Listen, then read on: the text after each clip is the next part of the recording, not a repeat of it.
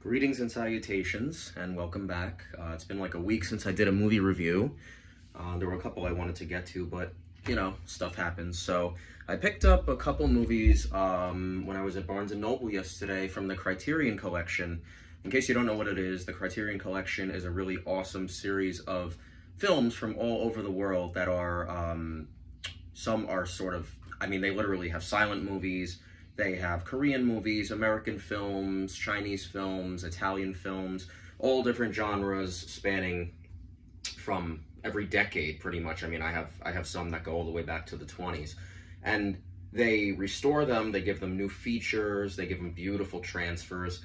And the long story short, if you're a collector of physical media in the streaming age, I would highly recommend the Criterion Collection because they, although they can be costly, they're really worth it. So I visit their website a lot to see what they're putting out, and I came across this film that I've never heard of. It was just released. It's called Cure, and it's from 1997. It's a Japanese film, and it was directed by Kiyoshi Kurosawa, which I'm actually curious if anybody can help me out if Kiyoshi Kurosawa is related to Akira Kurosawa by any chance. I don't know, but I saw the last name, and I thought that was interesting. Akira Kurosawa, of course, directed Seven Samurai and many other important films. So this one, Cure, this is the other thing, too. I love the artwork. We get this nice booklet in here and stuff. So I'm not going to take the whole booklet out, but it's beautiful. The packaging of these movies is really cool. And they're films that I probably wouldn't otherwise know about. So this one is a psychological thriller, and it is about a detective, Detective Takabe, who is working to solve, along with his partner, a series of pretty brutal murders.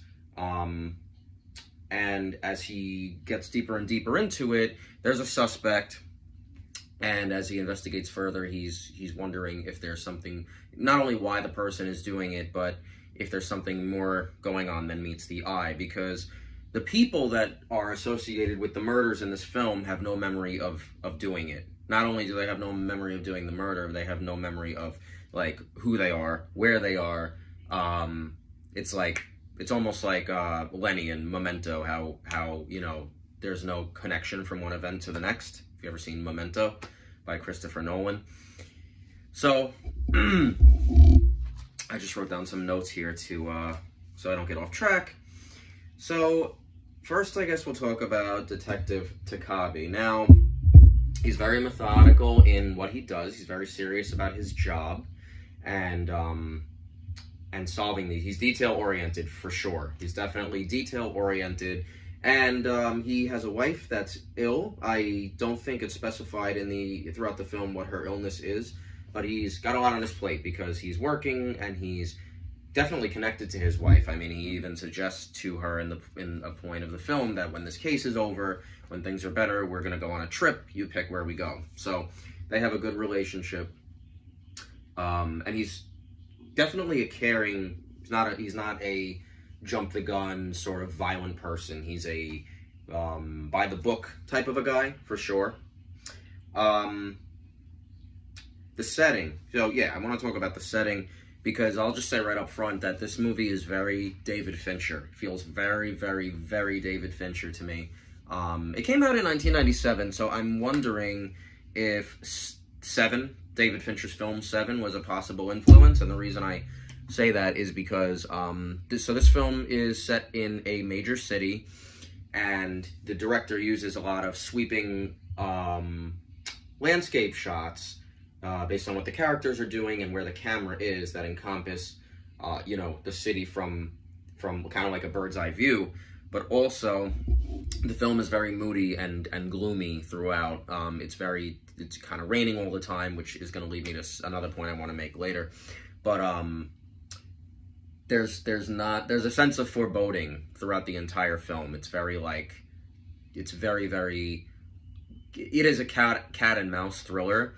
But yeah, you're kind of wondering, like, what's going to be around the next corner, because he also does a lot of shots that feel a little bit claustrophobic. He does a lot of hallway shots where there'll be somebody, you don't quite know who it is all the time, but it could be like a shadowy sort of figure sort of at the end of the hallway, and the camera is just dead set on the furthest point with stuff on either side, and you can't quite tell what's there. And I think that's intentional, and I think it makes a really good sense of like, oh shit, like what is down there? And it almost puts you in the, you know, Takabe's point of view, like, am I gonna get out of here, or how do I deal with this? Is this the person I'm looking for? Something kind of like that, you know. So it's very tense, very moody. What else did I write here? Yeah, reminiscent of Seven. Yeah, the whole movie to me feels very Fincher style. So while I'm on that note, I'm gonna skip around before I go and talk about the other characters here, because I want to go over to the sound design of the movie. And I liked how with the sound design, there's a soundtrack, there's a score that the film has that repeats or comes into play when it needs to.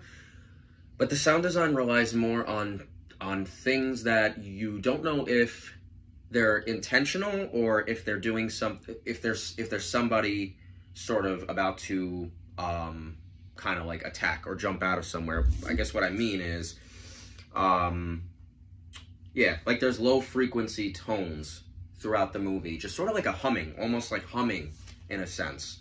Where you don't know if it's like possibly somebody approaching or something opening, or you're like, wait, is that the soundtrack of the movie, or is some shit about to go down? So I really like that. I like the use of sounds. It's very subtle. It's very, very subtle. And I like that it wasn't overbearing. It was just there when it needed to be. The movie doesn't rely on any sort of jolting or jarring musical tones. It's more about the atmosphere, the sounds within the atmosphere. Yeah, so I don't want to say too much because I don't want to go too into the plot to ruin some scenes here in case you guys watch this, which I hope you do.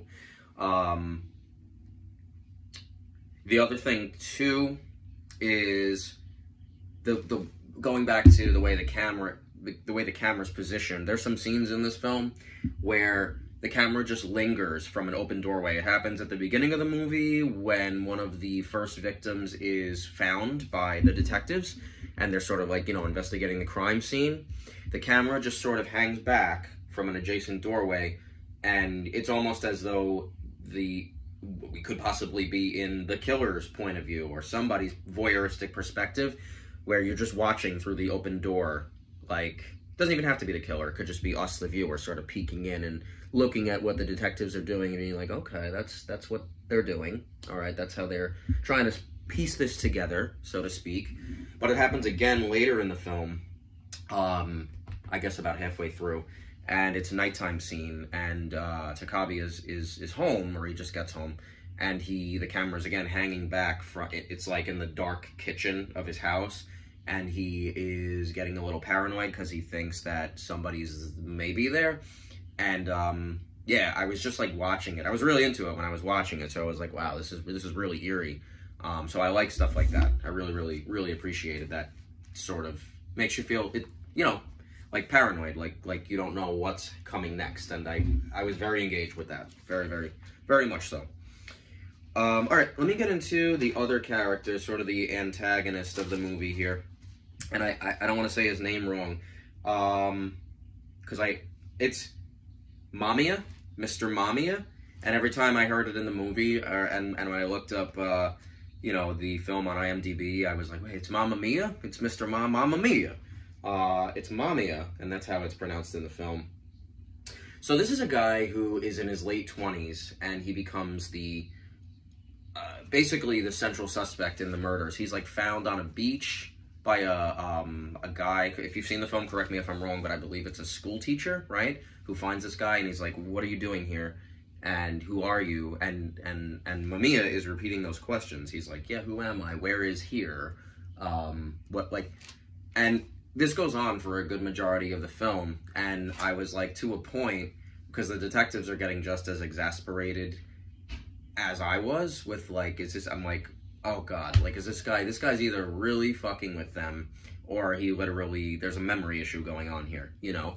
So, like, the third or fourth time it happens, I was like, oh my god, like, this reminds me of certain people I've met in my life that are like, you just can't get, you know, you can't get through to them, or you don't know what they're doing here, or what their end game is.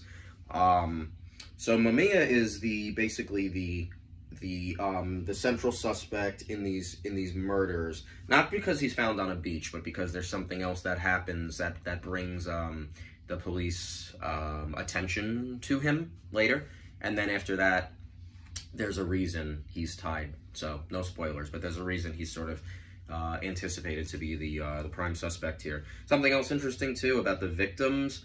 The victims all have an X on their throat. Is like an X carved into their throat, and there's some symbology with that as it goes on. I wrote good gore. Yeah, so there's good gore with the kills if you care about that. Me being a horror guy and stuff, I noticed that type of a thing because I'm a weirdo. So yeah, good gore. It was good gore.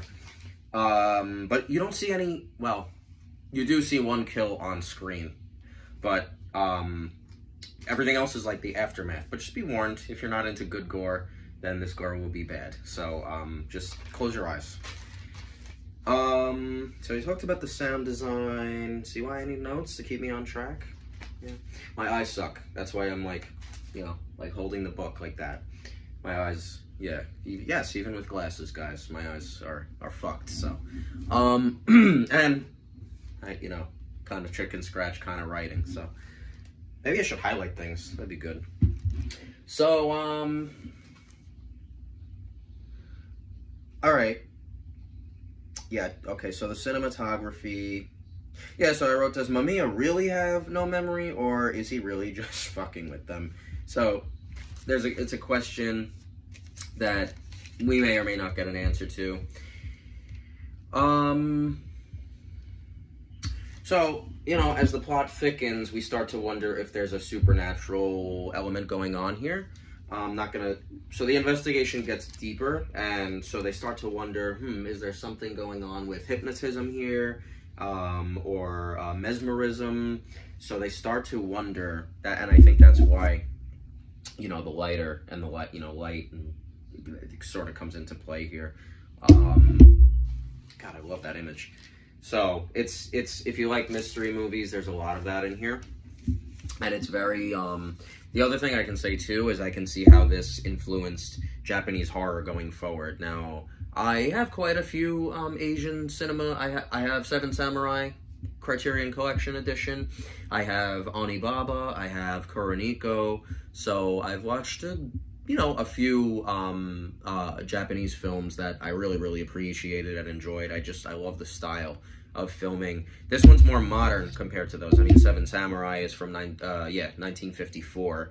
I think Onibaba's from 1960, if I'm not mistaken, something like that. And yeah, so what I meant by that was I can see how this film being from 97, a couple years later you had the movie Ringu, which inspired the American remake of The Ring, which is a film that I love. And you had The Grudge, of course, the Ju-on Grudge series. So tonally, I can see how this one was an influence on those. And I think Kurosawa himself made the movie Pulse, which I have yet to see. In fact, I know he did. He directed the film Pulse, which also had an American remake. And I remember the American remake being garbage, but I have yet to see the original version, which must be better than that. So I don't know why we need to Hollywoodize and remake everything when something is great. Just let it be. But, you know, it's the money, right? Let me not ramble too much here. So another thing, too, I found interesting is the symbolism of water. Because there's a few scenes in the movie where Mamiya talks about water. And it's in reference to him feeling... In one instance, he says he feels empty. And he has this sort of monologue where he's talking about emptiness, and he says some other things. I don't remember the dialogue bit by bit, but the camera pans to a shot of water spreading on the floor and going into like the grooves of the tiles. It's like a glass that he drops or something.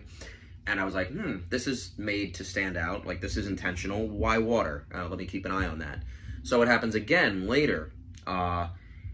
It happens in an exchange between the detective and Mamiya, where a bunch of things are discussed, but he talks about water again. And one of the things among the others in that exchange is that he says, you could be born again like me.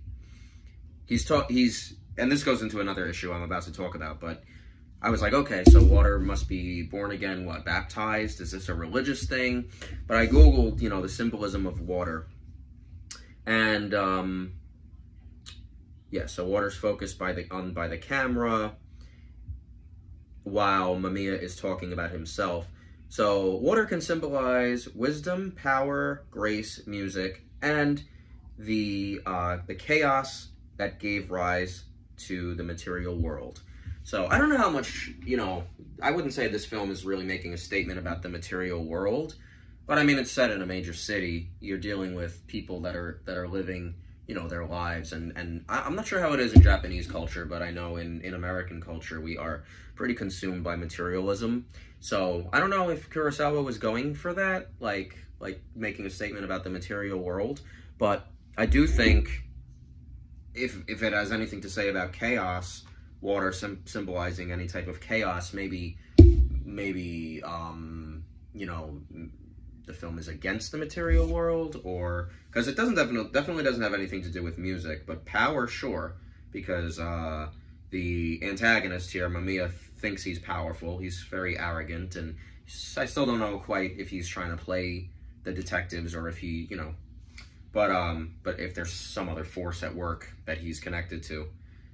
I do know, but I want you guys to watch the movie and check it out for yourself. So, but yeah, so if you've seen the film or if you're going to watch the film, let me know what your thoughts are on the water symbolism and any of the symbolism, because there's other stuff here too. There's an exchange that Mamiya talks about the gender role in their culture, in the Japanese culture, men, and women, and how they fit in and things like that. I have to watch it a few more times to really comment on that, but I did notice it. So there's some stuff in here that makes you go, this is deep. It makes you think. But I thought the water stuff was cool. The role reversal of Takabe and Mamiya. Yeah, so they have like this kind of John Doe, David Mills moment. Like, this movie reminded me of Seven a lot. So there's this exchange that happens sort of towards the climax of the movie, where the detective is, really pressing and interrogating the suspect, and he's like, why are you doing this? I know what you're doing. And, yeah, so it reminds me of John Doe in Seven.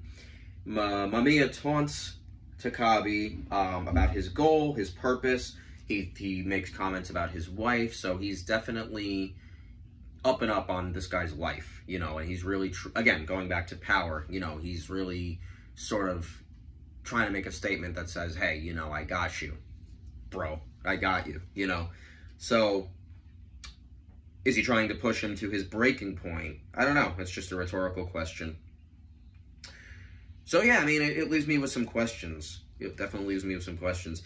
And the ending, I don't want to talk about how it ends, but it's eerie, and it's sad. It's a spooky movie. It's not a flat-out horror movie, but it's definitely spooky. So I like that they released this in October. And like I said, I never would have known about this as much as I wouldn't have with a lot of the Criterion films if they didn't release it. So I'm glad they put it out and that it gets some more notice here. So yeah, this is another reason I could see it influencing the Japanese horror of like The Ring and The Grudge and stuff, because those movies are about a sort of a curse that you pass on from person to person. And this too, in a sense, it's kind of like, it kind of made me wonder, is this possible element that may or may not be supernatural being passed on throughout society? It kind of ends on that note where it makes you go like, is there more? So overall, a really, really cool movie. Really solid. I can see myself going back to this one again and again. I'm really happy I picked it up. So yeah, let me know what you guys think. Thank you for watching. Thank you for your comments. If you do comment, that's great. If not, don't worry about it. And I think I said everything I wanted to say about this one for now. So yeah. All right, guys. I'm gonna do another one soon because I also picked up Raging Bull on Criterion, and that, to me, that's one of the best movies ever made. It's one of my favorite movies of all time. So we'll get into that one soon. I'm excited to check out the features and presentation on that. But for now, thank you so much for watching this. I hope you liked it. Make sure you hit the like button and subscribe. All right, take care.